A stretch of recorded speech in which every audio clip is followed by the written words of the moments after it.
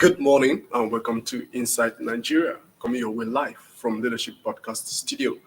My name is Tion Joseph, and very briefly this morning, I'll be reading to you major stories from 5 different Nigerian newspapers. Permit me to begin with Leadership newspaper. On Leadership this morning, the lead story says, amid rising verbal attacks by candidates, Abdusalami Committee warns against violence, incitement. Atiku, Tinubu refused to shift words, continue mudslinging. Kwankwaso asks Tinubu, Atiku, Asiwaju to withdraw from race over allegations. Nigerians should vote only patriotic servant leaders. This is coming from Catholic bishops. As usual, you can always find more stories on our website. You just need to hop on to www.leadership.ng and you will be served. Let's now look at the stories from The Nation. On the front page of The Nation this morning, the list story says, SANS posed under threat by returning officers' powers. Olani Pekun raises concern over Section 65 of Electoral Act. Agbakoba seeks clarification on Section 134 of 1999 Constitution. That is the report we have from The Nation. Let's head basically over to The Guardian. $1 billion anti-terrorism spending poses on Buhari's security sources. Nweze, how over-invoicing, lack of transparency make nation unsafe. No price too high to pay for political stability. Retired Deputy IGP justifies anti-terrorism funding. Insecurity was under current administrations, says Sislak. Insists. That is the report from The Guardian. And now we move briefly to the Vanguard. And on the Vanguard this morning, the list says gradual removal of petrol subsidy starts April. FG. Those campaigning are saying they will get rid of it quickly. It's safe for the current administration to start removing fuel subsidy from second quarter. This is coming from the Finance Minister, Ahmed. And lastly, as 3.25 trillion naira subsidy cost must be exited. That is what we have on the front page of the Vanguard. Now, to conclude the first part of the show, let's look at The Punch. The lead story on The Punch this morning says fuel scarcity bites harder. Marketers blame NNPCL. Ipman to save petrol at 270 naira per litre as supply gap widens, lingers. And to conclude, NNPC GMD defense subsidy, oil production now 1.52 mbpd. That is what we have on The Punch this morning. Thank you, viewers, for staying tuned for the first part of the show. We crave your indulgence to do the same for the second part of the show. My name is Tion Joseph, and I'll be back your way 10 a.m. tomorrow morning. You have a great day.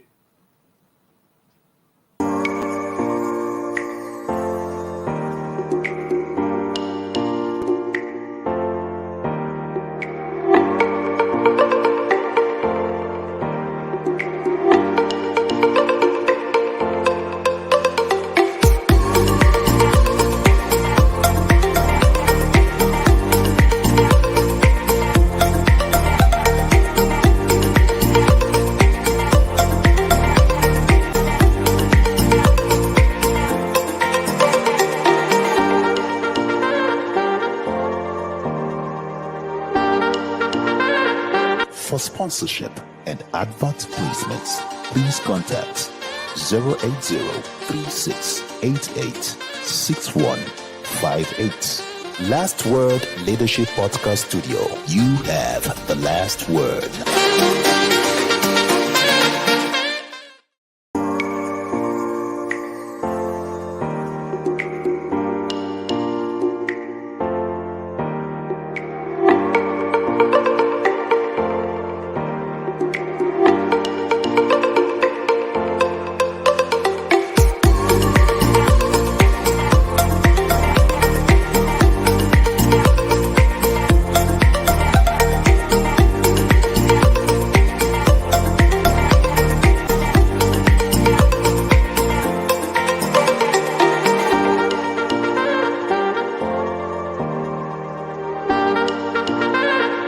For sponsorship and advert placements, please contact 080-3688-6158. 58. Last Word Leadership Podcast Studio. You have the last word.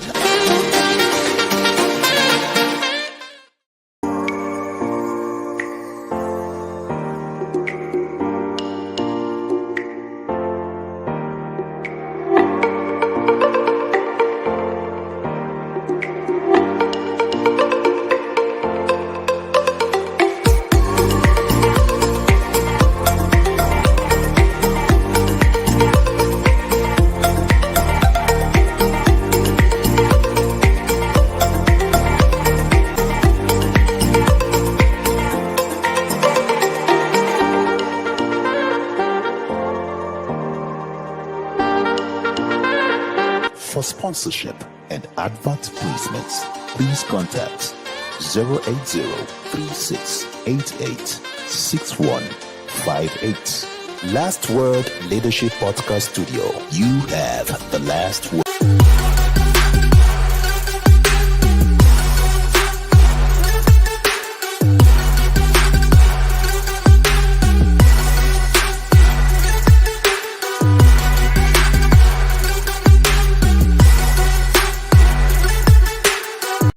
Inside Nigeria, keeping you informed on what matters.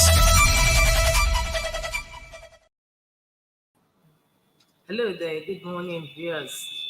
Welcome to the second segment of the show Inside Nigeria, where we discuss and review front page stories on some select Nigerian national dailies. My name is Winifred Bebo, and with me in the studio is a guest analyst. He's a public affairs analyst and he's also, of course, a political scientist, Olamilekan Adefolari. It's always a pleasure to have you on the program. Thanks for having me. Thank you so much for spending your time to be here today. So, viewers, as usual, we are flagging off with Nigeria's most influential newspaper, Leadership. Leadership is leading with the story amid rising verbal attacks by candidates. Abdul Salami committee warns against violence incitement. Amid rising verbal attacks by candidates, Abdul Salami committee warns against violence incitement. Atiku Tinubu refused to sheath swords, continue mudslinging. Kwankwaso asked Atiku Asiwaju to withdraw from race over allegations. Nigerians should vote only patriotic servant leaders, Catholic bishops. I'll take Leadership's leading story once again. Amid rising verbal attacks by candidates, Abdul Salami committee warns against violence incitement. The story is on page 4 of Leadership, and the writers have Atiku Tinubu refused to sheath swords, continue mudslinging. Kwankwaso asked Atiku Asiwaju to withdraw from race over allegations.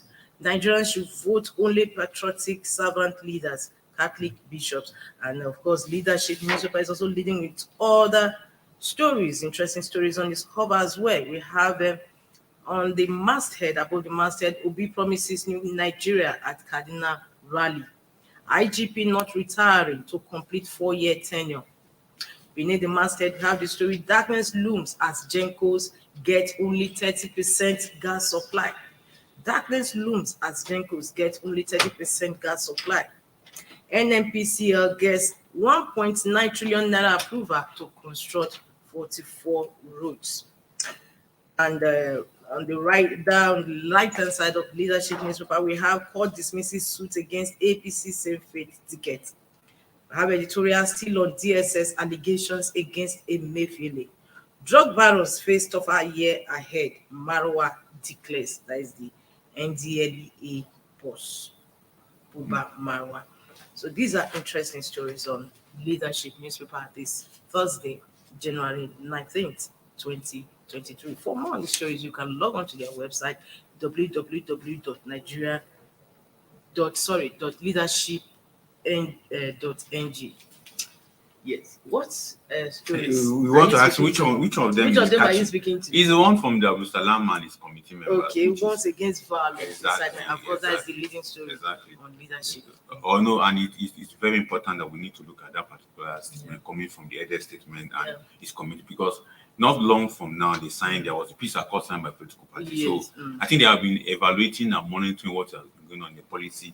That's why they are coming out and saying, okay, this is what you guys need to do. Can you please sheath the sword and face the reality of your campaign instead of just throwing muslinging against each other and trying to Yeah. make it.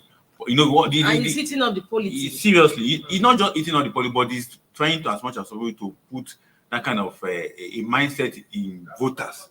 So what kind of leaders are we even trying to vote for? You understand? So that's the angle I'm looking at it. But I just hope that they will listen to the statement from the They are committee actually airing their dirty linen, how do you put it, in public. in the public.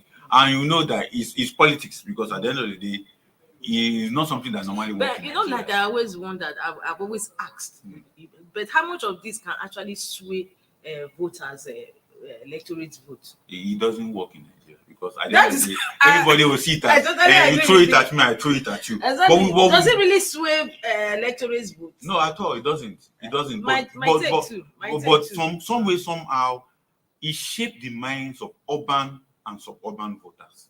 Really? Urban and suburban voters, people who are in the city centers, who are a little bit closer to media space like we have in the city center of Abuja, Yes. they could always look at this kind of thing and use it as, okay, this person is like this person like this. But people in the rural area where we know that they are the chunk of the vote is coming from, they don't care. Because 2015 is always in my mind. Remember all manner of allegations they leveled against our current president Buhari. Exactly, And people said they don't care. At Even all. if he At all. presents Even in his 2019, the same state. thing still happened. Yes. If not So just that's why I Buhari keep alone, wondering. including the two of them. Yes. It took, How much does it because- actually sway voters, against the candidate? I see it at the doesn't. city centers. Especially in Nigeria, as you said. At the city center is cool. I'm one or two, you know, especially with the current movement. Because I just feel that many people are already made up their minds on who to vote. Exactly, Anyway, exactly. it's just like what you said, maybe city center. The By city time you centers keep hearing voter will these things, definitely dance oh, to the tunes of this kind of this kind of news.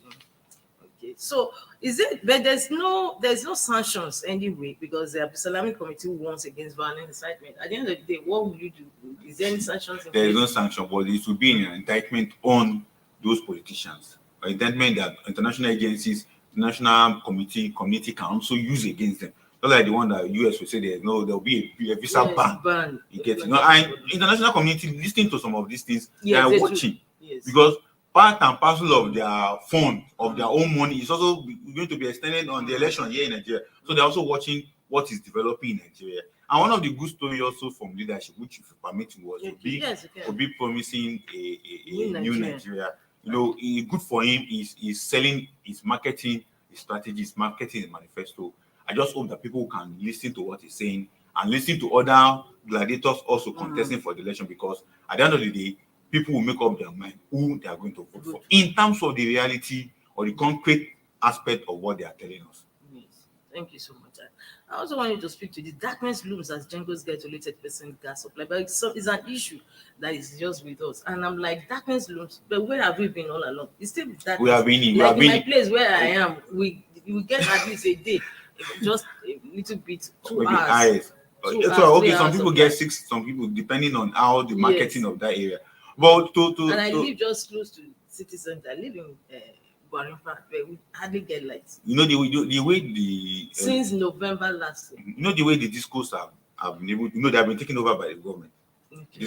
So what the strategy they are making now is that where we are making money, we give them considerable time. And we are paying more now. They now also increase tariff. Exactly, they increase tariff. So what that's the strategy they are putting across. But we must inform them we're already in darkness. And the gas issue, Nigerian liquefied natural gas,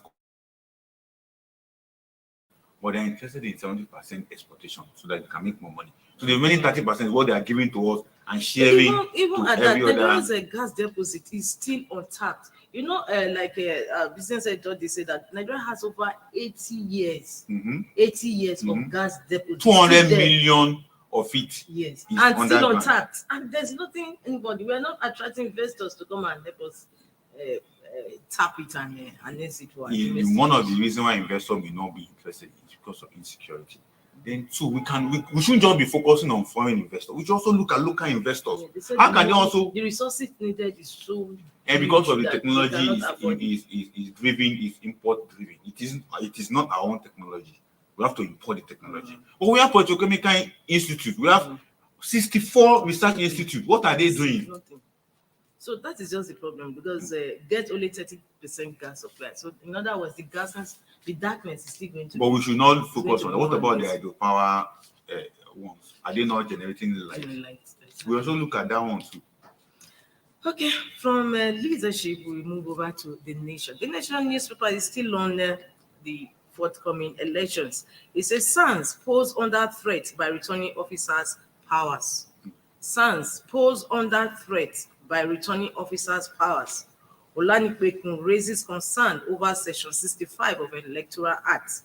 Agbakoba seeks clarification on Section 134 of 1999 Constitution. The decision of the returning officer shall be final on any question arising from or relating to a unmarked ballot paper. That is Section 65 of the 1999 Constitution. Arm of the firm believe that vesting them with such power to return candidates and review their decisions poses a danger to the polity. Olanipekun. And Agbakoba says, one, the winner must score the majority of votes, and the other, the winner must score the highest number of votes. This is confusing. Actually, they are making a very good point from that particular. But the thing is that the entire law is not sacrosanct. That section or that clause is not sacrosanct on its own. It's not going to be wholly interpreted on its own without looking at the other clauses that also, give back to this particular clause. Like the new Electoral Act, as Olanipeku is talking about, is mainly talk about the rules of the principal and returning officers. But we must not forget that there are also means of ensuring that whatever the returning officer wants to say is based on the results, and the result has now been infused with technology. At all. Yes, that is one thing. Then on the other one that Bakoba is talking, we know at the end of the day, constitution will never supersede some of the issue. But on that particular one he's talking about, it will be clear. It's very simple to understand. The majority vote is very clear. So anybody that doesn't have the majority vote definitely will not be sworn in or become president. I have about 25% in each state. In each state, and the politicians already understood that. Yes, they are not going to struggle. The state, they know that, like in 2019 election, you see the way APC got that 25% vote. They got it in the southeast and the south, and they have it. So I don't think there will be problem with that. But what we should be focusing on from the lawyer is that how can we strengthen and ensure that beavers, because that is the catch for this election. How can beavers ensure that it work, and the returning officer ensure that they follow how it has to be worked. That is the main thing about this coming election. Okay. So outside that, we shouldn't expect any issues at all. No, at all, because the what INEC has put into this particular election and the thing they are expecting to make a difference from previous election is the beavers. Evident that this is the vote cast, and evidence this is the result. Not that somebody will come and use Bible and paper to change anything. Beavers is there to ensure that it is clean and clear. And when you take it to the court will also see it. And that's why I see that the Osun election now is becoming so hot, because beavers used in that election is going to prove the case wrong, whether the vote there was overvoting or there was no overvoting. What about in Edo State? Was it not beavers? No, there was no beavers. Okay, but it was free and fair. It was free and fair. So, that one was shown, although there was vote buying. The problem of the election was vote buying. Yes, it was vote buying. And the youths also their own rallied up to ensure that their vote cast are counted, and ensure that if you. And it was just so free and fair. It was sort of want to dispose Godfatherism. That's what we want. No, so this time Nigerians want to dispose of Godfatherism. But we want to ensure that beavers give us the right result. That's what Nigerians are interested in now. Okay, so ahead and the paper for discussion is the Punch newspaper, and the Punch and Guardian has almost similar story. But first, the Punch. Fuel scarcity bites harder. Marketers blame NNPCL. Fuel scarcity bites harder. Marketers blame NNPCL. IPMA to sell petrol at 217 naira per litre as supply gap widens lingers. IPMA to sell petrol at 217 naira per litre as supply gap widens lingers. NNPC GMD defines subsidy oil production now 1.52 million barrel per day. That is a good one.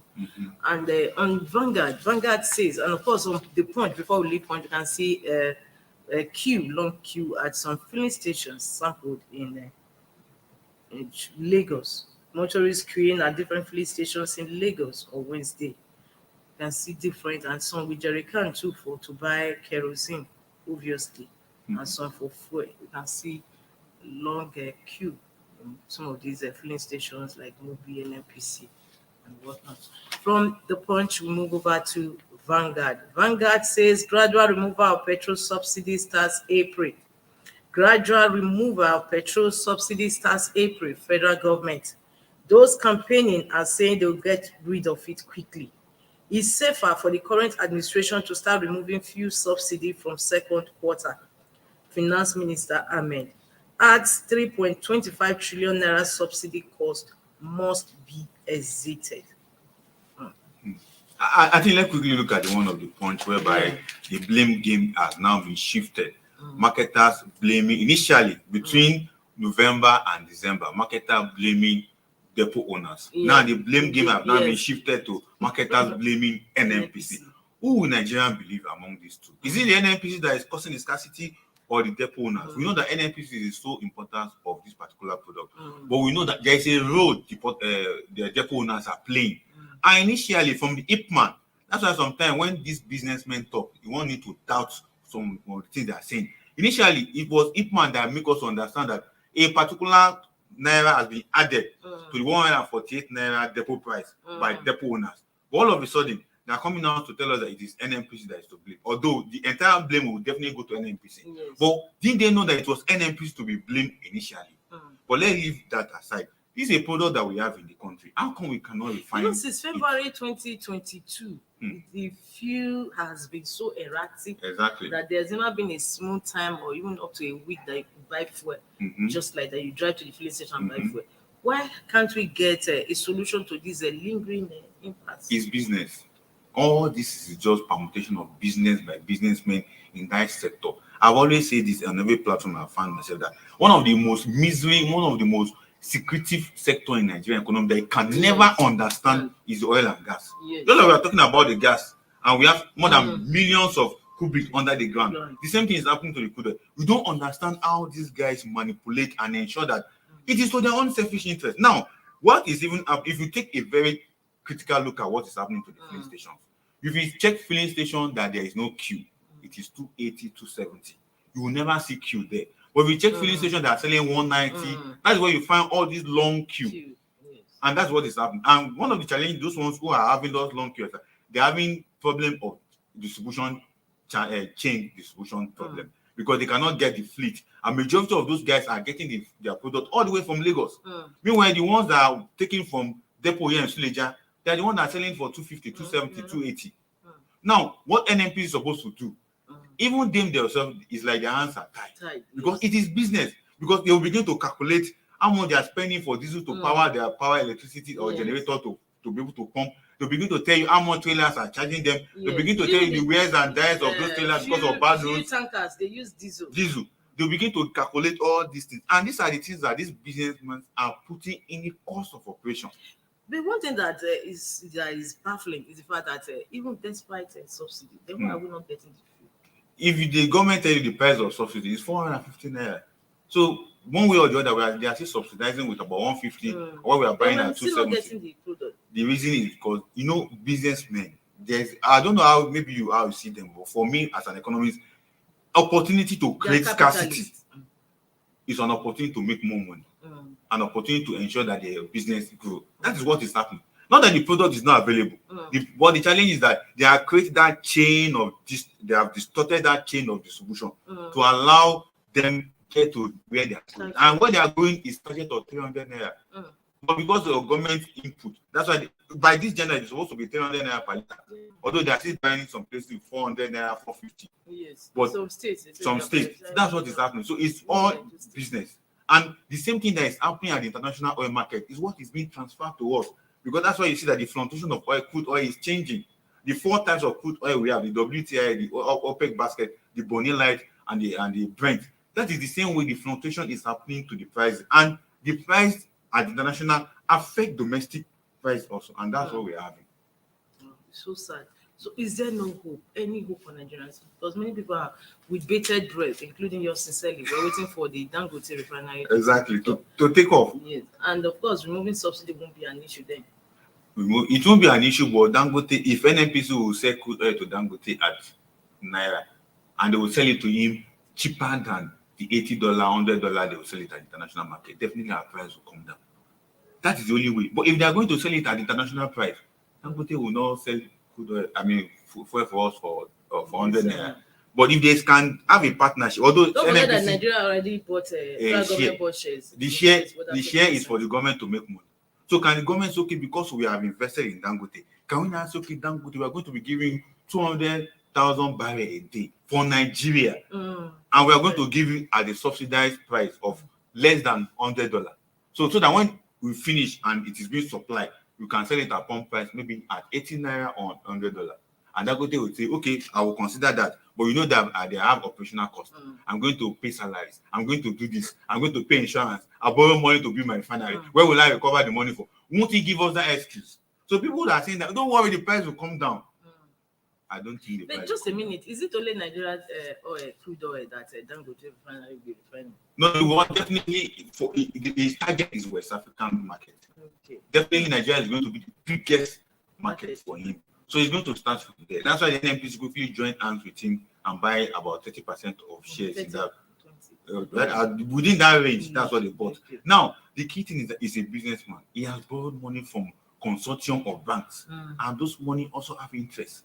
Will he be able to say, okay, I want to be patriotic enough to ensure that this thing works in Nigeria? But we should not give our hope entirely that fuel price will come down, because it's a businessman, he's going to pay back. Although we know what he did in the cement side, whereby the moment it came up, the price of cement crashed. But we can see that the price is going up. It's going up. That's much more than some countries' price. So that's just the thing. So let's not to put more hope that the price of petrol will come down if Dangote start. Even if we like give him 1 million barrels, it will still give us some conditions that, okay, my business is a business. I'm going to pay salary. I'm going to do this. I'm going to do that. I'm going to buy new equipment. We will make mention of several. So in that regard, are we going to accommodate that so that it can make sure that we also have the fuel to ourselves? But one good thing is that there will be fuel, but price will be the issue. Thank you so much for your thoughts on that. What viewers, we are going on a break. When we come back, we'll be looking at the next paper we have on our menu. Please don't go away. Stay tuned.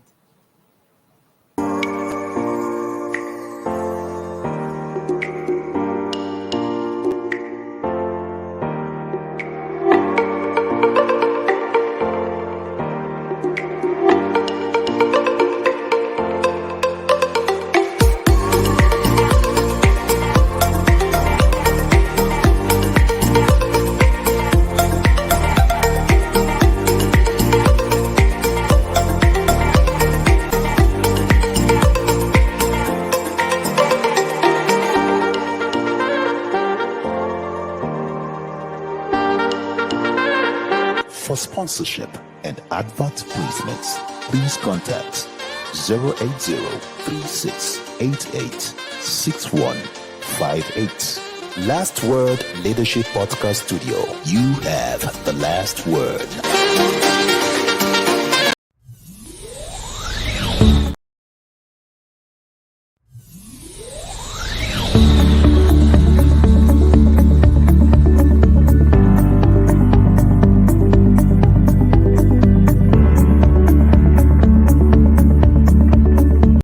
Inside Nigeria, keeping you informed on what matters.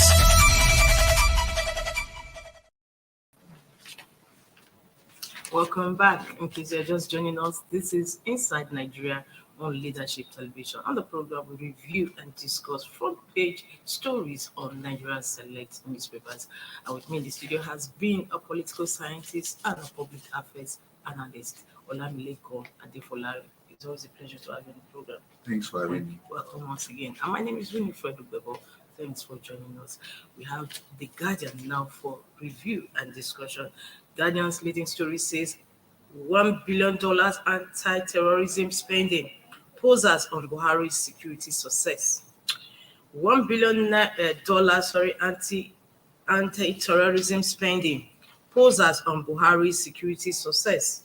Wednesday, how over invoicing, lack of transparency make nation unsafe. No price too high to pay for political stability. Retired Deputy IGP justifies anti-terrorism funding. insecurity worse under current administration, CISLAC insists. I'll take that again because Buhari did mention in his statement that his administration spent $1 billion on to curb terrorism. Lead Guardian is leading with the story today. Anti-terrorism spending, that is $1 billion anti-terrorism spending, poses on Buhari's security success. Wednesday, how over-invoicing, lack of transparency make nation unsafe. No price too high to pay for political stability. Retired Deputy IGP justifies anti-terrorism funding. CISLAC insists insecurity worse under current administration. What's your take on that? I think it's a very practical thing from the news from the Guardian newspaper, because we are all seeing what is happening in Nigeria. Yes. Just over the week, we also saw what happened in Niger State. The killing of a Catholic priest, 2 of them alive. Exactly. So and the one was even kidnapped. Exactly. So insecurity, according to from what CISLAC is saying, is very, very bad. Last Sunday, we saw how train passengers were also abducted in Edo State. Although about 12 of them are being rescued, according to the state government. But insecurity has been one of the bane to our development, and the bane that is trying to reverse. You know, when the government tries to do ABC, insecurity will come and reverse it back. When the government thumbs its chest that it has been able to curb insecurity issues, like the Punch newspaper did a story on it that about over 54,000 have been killed under this current administration. That was last year. Exactly. It was last year, November. You know, I saw the report. Exactly. So it's strange that the administration, I didn't know reading all these reports of killings everywhere, kidnappings and all this. The president would have been briefed on all this, but the key thing is that I know the last time we discussed about insecurity and trying to scorecard the president, we mentioned that from the northeast, it's like they're having a result.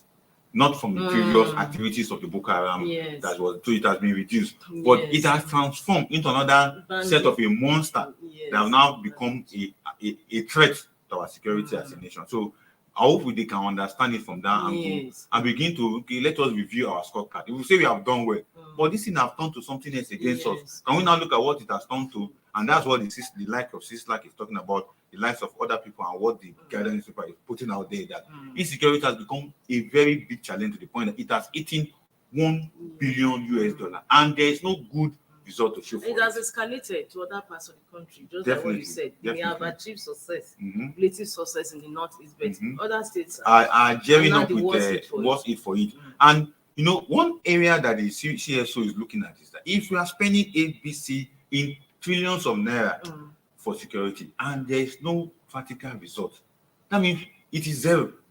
That is just, it means literally. That's what it means. If you are saying I've spent 1 naira, 2 naira to get this thing done, and they look at it and say this thing still remains the same, that means you have just wasted the money. And I think that's what when they said that over-invoicing and lack of transparency. Definitely, you know, the defense, especially the police, the defense, all of the security architecture in Nigeria. That is the only area nobody can go and check or audit the account.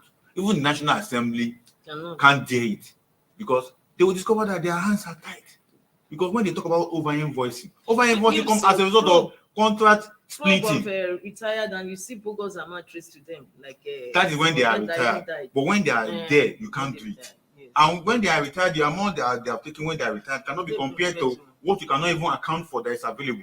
How many of us can boast and say, okay, Minister of Defense, Chief of Defense, Army, Navy, whatever, can you tell us how much is left in your vote?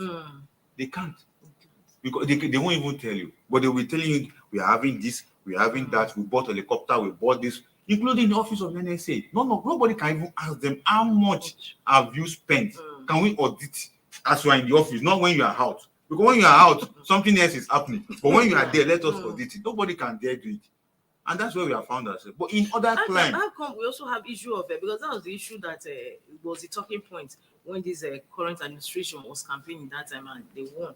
That we still have military. They still have they don't have modern weapons to fight with. Although kudos for this administration, they have been able to upgrade some of them.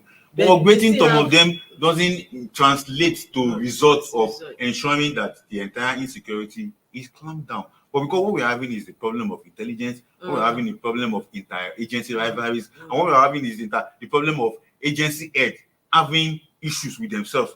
The agency themselves having, but the heads are having issues. That's why you see that DSL will say we have a security update we give to this particular person, he refuses to act on it. But when they give a security update on a particular government, a soft government agency, they can quickly chase that person. Just like what is happening to the CBN and the DSS. Now, when there was an update on the CBN governor, they are chasing him. But when they have update on other security agencies that also, they don't go after such. And that is what is happening our security architecture. Well, I wish we can have a rethink about all this, that it is not the personal person that is occupying that post. It's about the entire 208 or 210 million Nigeria that you are putting our life in danger. We have talked about security, intelligence gathering. We are talking about community policing. We are talking about several things that could help us. But how many of that are they putting into consideration? The influx of foreigners constituting security dangers to us. Office of the NSA won't say they don't have. Are they partnering with the ministry of, with agencies like immigration and customs to ensure that they ensure those foreigners doesn't have a sway in our countries, in our border community? Right here in FCT, I see some of them. They are everywhere. They are just everywhere. They can't. Although the only means of communication is the outside, which once you hear them, you think that they are. And where they say from Kano? No, I just know them because they speak. They look foreign. They look foreign. Even if they look foreign, I ask them, they will tell you they are from Kano. Where in Kano? They don't know. That's why we have issues. So agencies should have that interagency cooperation, intelligence sharing, ability to be able to interpret security details. Because we're having problem with that, to interpret security details. Okay, if we have the security briefing on particular, can we interpret it to the letter that we can begin to carry the operational end of it? We have issue with that. Because when to interpret those security briefing means that we have to carry out practical action, and you care less who is involved. And that's what is happening in the US right now. Even in this FCT, do you know the number of insecurity cases that we're having? Kidnappings taking place in Buhari, in Abaji, all those outskirts, and nothing is being done about it. Although what the community are resolved to community help. That's why I say they are bringing vigilante to come and help them to guide. Because they have been able to interpret the security briefing of the area. This is what, and that's why I say if you go to a particular area, they'll ask you who you are. I think recently in my area where I stay, there were some young boys that came, and people on that street stood up and say, we don't know this person. Look at it. Who are they? And they begin to ask questions. And the person they came to look for, they called the person and said, these social people came to look for you. Who are they? And it's okay, they are my cousin. They came from a far distance. That's when everybody relaxed. You get it? And that is how to interpret security briefing. Not that you see it and you just, because they are from social place, you just leave them. But because one religious thing is joining you together, you just say, okay, let's, that's it. And that's where we have problem. Yeah, we should be able to treat actually those done about our security issues, because since 2011, before 2011, we've had this security issue, and that was what the present administration used to campaign and come to power. But this situation still persists. What actually can be done? Because a lot has happened. Nigeria has lost so much because of due to insecurity. If you want what is actually the way forward? The way forward are very simple. Number one, we have not to be sentimental, because the UAE, we are talking about security issues. UAE gave us some names, financials of terrorism, terrorist acts, and up to Nigeria government is yet to make known. Is because reveal the names or to open it up. Although they arrested over 900 BDC people. From there, they were able to streamline it about 300. I think those 300 are the ones that are prosecuting their case from the NSA office and the NIA and the rest of them. Secretly? Yeah, not secretly, openly. A lot of I think Daily Trust have done a report on it. Even I myself have done a little articles around that particular aspect. So the issue is this: for me, to resolve Nigerian security is to resolve West African security. Free entry and free exit. That's number one. We must review it, because if we don't review that protocol, we continue to amper, because most of the ammunition. Then two, our various that are coming from West Africa into Nigeria, they have seen Nigeria as their own maker. Nigeria is like their own London or US. Can we review this entry? Can we have an harmonization way of getting these people into our country and provide them? And those ones that have become part and parcel of us, from Mali, from Niger, from Chad, Ghana. from every, can we profile them and have a proper documentation of this set of people? Because as it is now, as I mingle with us, we don't even know who is who. And because if we don't treat it that way, we'll not be able to handle our security. And that is what is giving the security agency problem. Because the moment there is a brief about a particular segment or certain people who are operating, and they'll say, but they have been here for a long time. So how could they involve themselves in this security? And they begin to play like a desperate attitude towards ensuring that either they arrest them or they investigate them. And that's where it comes. And when you talk about all these head of agencies, they're also anti. That's why I normally have issue with recruitment system into government offices. Everybody is becoming friend to everybody. So you don't know who is who. You don't know his background. You don't know what he has done. By the time you become his friend and you are now found yourself in government position, you are having that emotional problem of treating that case professionally. Yes. So that's why we have issues. So when you talk about all the people that committed crime, all the people that their names have been found on those wanted lists, one or two of them have linkages to people who are serving in government. Do you remember the case of this Iduma, when Iduma was picked up as a sponsor? Yes, Iduma is still alive and he's still serving as a senator. Meanwhile, there is a fingerprint that he was part and parcel of today. The other one, the former governor, is walking up and down. The former governor that who is former senator. Exactly. The current one. Close to Kabir Sokoto. One of the wanted. You can see how it's happening. So when that happened, how would they treat the case? So how will that list given to Nigeria by UAE, how will Nigeria work on this when they know that if you pick one, you are pick every other elite who are involved, and the elite doesn't want their names to be in that kind of thing, so they will just keep it away from the press. Let's just keep it so that after some time they believe the Nigerians have short memory, and that's why somebody who have stolen, who have done bad against the nation can come out and say want to contest for this, because you know that we believe that we have short memory. Most of us don't read history. That's just what is happening. I was doing helping a colleague to carry out a research on between 1960 and 1983, the corruption in Nigeria. 1960. Between 1960 and 1983, corruption in Nigeria. That means both civilian and military regime. The people who are involved in those cases, their children are the people who are ruling us now.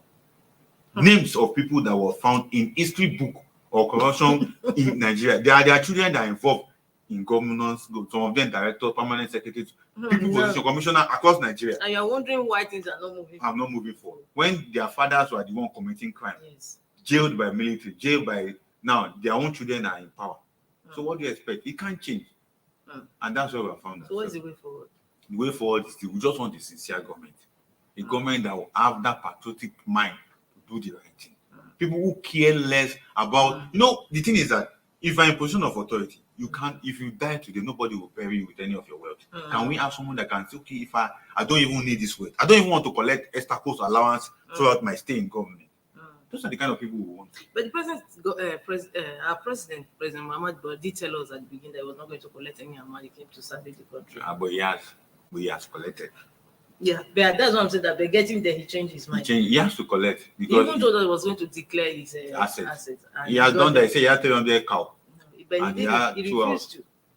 So the thing is that we just want a patriotic Nigeria. And for me, to change the narrative about the tragedy about this Nigerian development, can we have a sizable government, people in government? Yes. It's a key thing.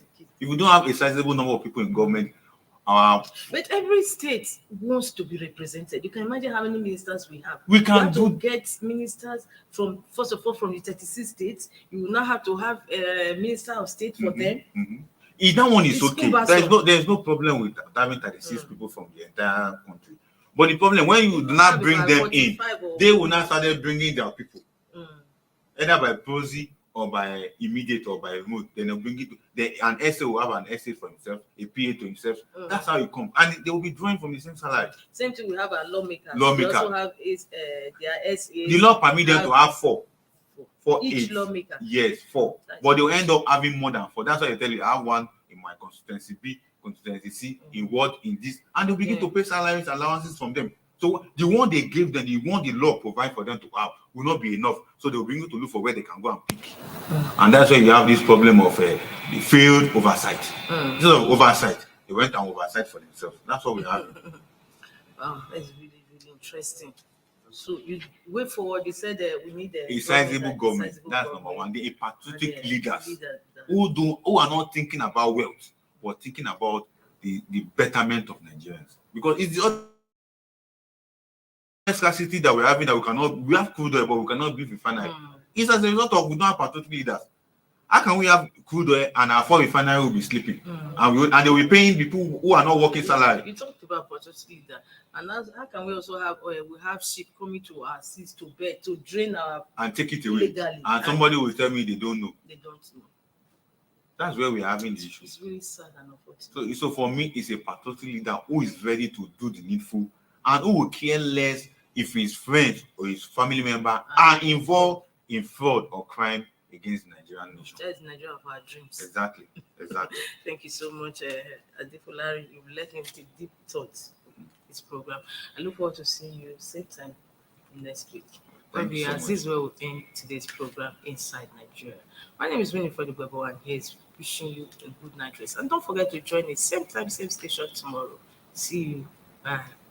Thank you for watching. For sponsorship and advert placements, please contact 080-3688-6158.